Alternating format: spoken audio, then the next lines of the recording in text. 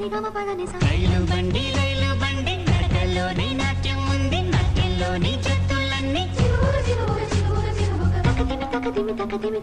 అలసటలేని సంగీతాన్ని వినిపిస్తుందండి, మనుషుల మధ్య దూరాలన్నీ చెరిపేస్తుంది రైలు బండి.